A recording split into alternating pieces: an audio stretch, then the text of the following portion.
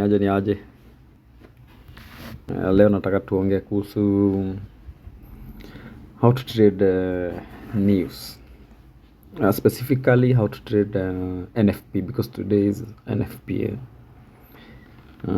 NFP, which means non-farm payroll. Zinakuanga very strong news. Na zinakuja every Friday. The first Friday, not every Friday, the first Friday of every month. The first Friday of every month. Yeah, basically inakuanga ni kama inaonesha the overall picture ya labor market kwa US. That is excluding the farming industry. That's why inaitwa non-farm payroll. So basically inaonesha watu wenye wameweza kusecure employment in the last 1 month, excluding the farming industry. So basically hizo ni kama any other news tuna trade. So najaribu kuonyesha watu vile unaweza interpret news, but mainly I don't trade news. I advise my students not to trade news. Basically unafaa ukiangalia news ndio ujue ziko lini, so that you are out by the time news zinatokea. Now my FX book, hii ndio app yenye naweza recomendia anyone, any trader anaweza kuwa ndio ya kuangalia news. So news mainly si ati uzi trade, ni ukae nje when they are happening. Now you can only trade them if you know how to interpret them. So sasa hii ndio app unaweza customize, unaweka settings, unaweka news za any pair, ile pair unataka kuwatch, because kama mimi vile nime specialize na GBP USD, now I only need news concerning the GBP and USD, any other news. So hata mwenyewe unaweza kuja hapa uselect the only pairs that you focus on, so that una customikiwa news zenye uko na haja nazo, sio just any news. Now the impact, you only need to have the high impact and probably the medium impact news. The low impact news are not really essential. Now let's see how you can interpret news. Basically news means if the news of the currency zenye zinatokea iki weekend currency, that means sasa let's say kama our pair is GBP USD. Let's see.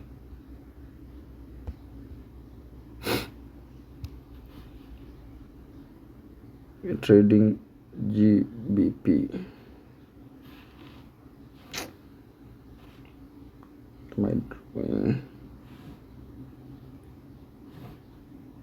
GBP USD. So if news weekends USD, if the news weekends USD, that means you're going to buy. If the news comes on weekends GBP, then you're going to sell. Or let's say if the news now strengthen the USD, now we're going to be selling. This quote here, hii yenye unaona zimeandikwa, but the price, like currently the price level is 1.15483. What does that mean? It means how many units of USD you need to buy 1 GBP or 1 British pound. Alright, so that means you need $1.1548 to buy 1 unit of GBP. Let me give an example of a pair that easy to understand. Let's say like gold. Gold currently is at $16.99. What does that mean? That means you need $16.99 to buy one gold. See, that's why it's quoted $16.99. Or let's use our local currency. Yeah, that's even easier. So we are talking about USD against Kenyan shillings.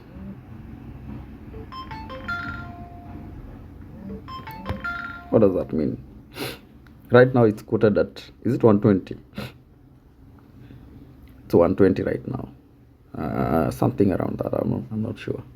So that means you need 120 Kenyan shillings to buy 1 unit of USD, right? Now imepanda 1 to 20, imepanda 120 because Kenyan economy imeweaken na imeweaken na Kenyan currency, right? So that's what I'm saying.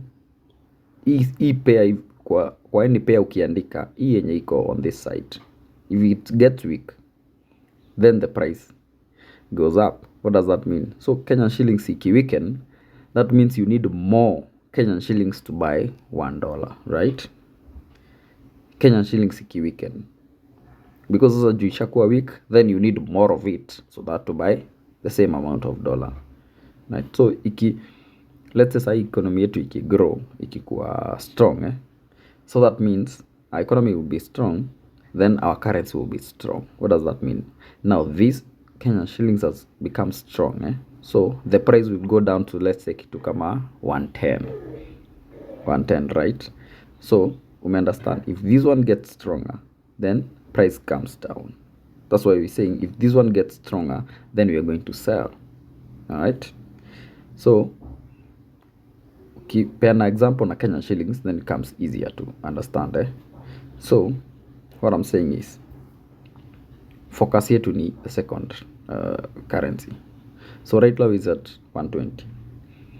If our economy grows stronger, then our currency becomes strong, so we'll need less Kenyan shillings to buy the same unit of dollar, right? So our economy ikiendelea kuweaken, that means we will need more Kenyan shillings to buy the same dollar, so price will come to kama 130, 140, right? So hiyo ndio the same concept here. So we need hii price quote yenye iko hapa sai 1549, 15500, that means we need $1.15 to buy 1 unit of GBP. So the same concept, American economy ikikuwa strong, that means ime strengthen USD, then the price comes down, meaning now we need less amount of dollars to buy a single unit of GBP, right? Hii price ikakuja all the way, ikuje mpaka up to now here, ikikuja hii price quote to hapa 1:1, unaona hapa price. So that means you need 1 unit of dollar to buy 1 unit of GBP. That means the price will be equal. Like I think Euro USD ilifika to that level. That means the values will be equal. As we talk right now, that means GBP is stronger than USD because you need more than $1 to buy 1 GBP, 1 British pound, right? So you need more than, at least you need 1.5. You need $1.5 to buy 1 pound. Now, vile tuna interpret news ni news vile zinatoka, so you need to interpret, are the news going to strengthen the US economy or are they going to weaken? So if they strengthen the US economy, that means it's going to strengthen the dollar, then we're going to be selling to our market. So now let us look at the let's go to the news now, because today we're going to be trading NFP. But for us, kama beginners, news zinakuanga very, kama hizi zinakuanga very volatile. Normally price swings both directions. But if the news are going to push the price higher, normally after the news imereleasiwa hivi, price huwa ina spike chini kwanza. Price first spikes in the opposite direction, then goes to the main direction. That's why it's very advisable time ya news kama hizi, you stay out. You trade after the news and not before. Just like we did yesterday. Yesterday kulikuwa na news employment claims, I guess. Yes. Hizi za employment claims hizi. We had to wait until after the news so that we can place our trade. We did some a few sales from around 15,800, I guess 15,800 all the way to 15,200.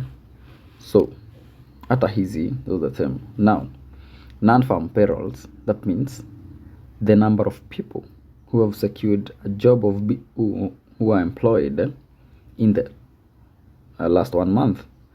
So ukiangalia hapa vile ziko last month walikuwa 528k and they are projecting this month itakuwa 300. So that means the actual figure yenye itatokea leo, if it's less than 528, that means fewer people have secured employment.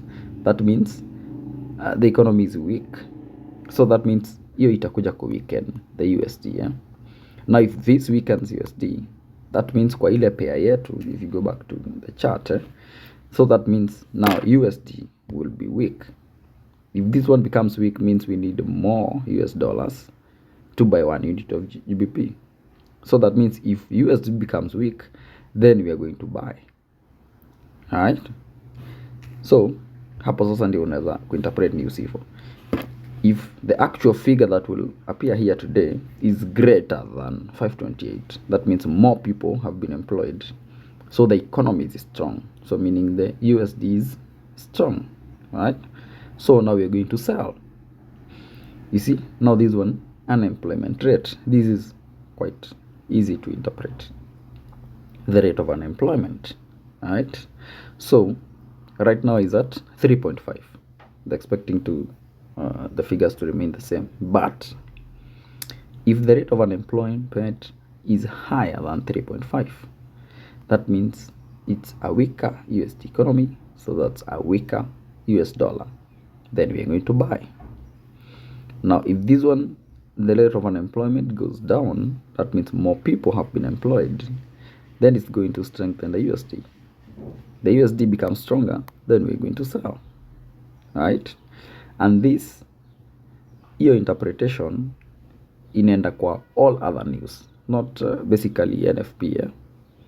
All other news zenye huwa zina come up. If you go through all the news, unaangalia what is, I think the most important news on NFP, then we go to FOMC, then we have the interest rate, then we have to the inflation news. I think those are the most important news zenye unahitaji kufocus nazo. So we'll be on the lookout for this one. My advice, unajua sasa, I don't know your trading style, but I would suggest for a day with the high impact news like today, the best option would be to stay out until the news, unless you'll be scalping, yani. Na mainly market vile ina anticipate such strong news, inakuanga na very small movement, juu inakuanga ina build orders, tunasemanga ina build orders. So that's why unaona inakuanga na very small movements before now the actual news are out. So for a day like this one, we just need to be patient. I think if you want to become a consistent trader, you need to exercise a lot of patience. Easy setups as they happen daily, so you need to be very patient. Huwezi capture every move, huwezi. Na hizi moves zinakuja every now and then. So usikimbilia all the moves. You want to capture all the moves. Your feeling yenye unapatanga ya unasikia ni kama unawachwa na move. That's feeling. If you have that feeling, then you have a long way to go, because your feeling inakuanga beginners. Hiyo unasikia ukiona movie price movie in a certain direction aggressively, then unaona imekuacha, then you go in, then you have to stomach a huge amount of drawdown. That is not good. Easy setups as shangi, then you need to be patient, you get the right setups, then una remain profitable. Jua kuna haja ya kuingia trade if you're not sure you don't have an edge, or let's say at least uko na a higher percentage of being profitable. If you don't have, then hakuna haja ya kuingia trade. You just be patient, unangoja. So currently unaona vile ilishuka jana all the way to big figure 15,000. Hii ndio nilikuwa na expect. Okay, my profit target was 15,200 yesterday, but naona imekuja all the way to 15,000. That is 1.5. So kulingana na news, whatever news zikatokea vile ziko projected, then we are going to expect a huge move to the upside, because wanasema whatever they anticipating ni the number of employment itaenda chini from 528 to 300, but we have to wait and see the actual figure, because the actual figure ndio itatu guide hii ya projection. Hiyo it doesn't make sense. We have to wait for the actual one. So technically tunangoja, let me see. See, we have a lot of red days. There's a daily candle, daily chart. Let's see. Now ukiangalia kwa weekly, because we had started our analysis on weekly, currently kwa weekly chart price yangu imehit the target.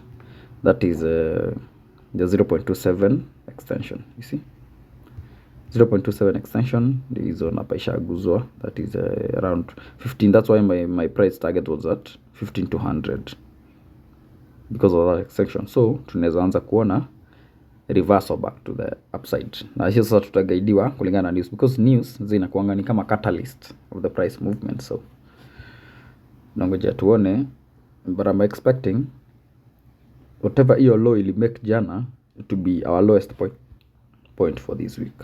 So I'm expecting today price to start pushing higher. Okay, let's say for this week, today or coming week, at least price comes all the way here to this broken support here around 17,200. So now if you come to 4 hour, see, hizi zenye tumemark na green, hizi zenye tulimark on our Monday analysis, that's the highest high, tunakuwa on the high and the low of the week. You see how effective this strategy is. Niliwaambia una markingi the high and the low of the first two candles za 4 hour, whichever side price in a break kwa hizo nini mbili, that is the main direction of the week. Now see, you see vile tuka tumemark on Monday this and this, unaona vile ile move this on Mondays, Tuesday, unaona imekuja ku break lini on Wednesday. Alright, so vile ime break hiyo zone on Wednesday, let's see how many pips. You see how many pips from there all the way here mpaka jana. That is 146 pips within a week. Hiyo ni more than enough. That's why I prefer ku focus na single pair, because naweza study intimately, naweza ku understand its price movement. Kama tu ukiwa na partner, at least ukiwa na mmoja unaweza ku understand much better than ukiwa na multiple of them. So that's the same concept if you come to FX. Ukiwa na moja, at least unaweza ku understand the movement nini, vile ina behave at a certain. Sasa hii at least nime understand to a good level. So unaweza prefer if I catch a move like this one but I trade let's say 10 pairs na naeka let's say ya 0.1 or 0.05, then I would rather do like 0.5 or 1 on a single pair. I can take let's say instead of taking 10 trades on different pairs, I would rather take 10 trades on this single pair because at least na understand na naweza kuianalyze better. Alright, so it's the same. Kuna haja nifuate 10 pairs so that I can have 10 trades. I would rather take 10 trades of this single pair. Alright, because niko na edge, niko na a higher probability of being profitable because ni kitu nimestudy for long. Alright, so I think with time tawafunza vile muangalia the exact time za kutrade. That's why I said you're only supposed to be trading, that is kama una trade GBP ama current hizo pairs zenye ziko na USD, you're supposed to be actively trading from 7 in the morning like right now. That's why I've started looking at the charts, which is 7 mpaka 6 in the evening. That's the most active part of the trading. Beyond that, you're doing nothing, so you need to stay out. Right? Na nitakuja explainia, I'll do another video explaining why I mean you need to only focus on the market between 7 to 6, because that's when we have the London session, then we have the New York session.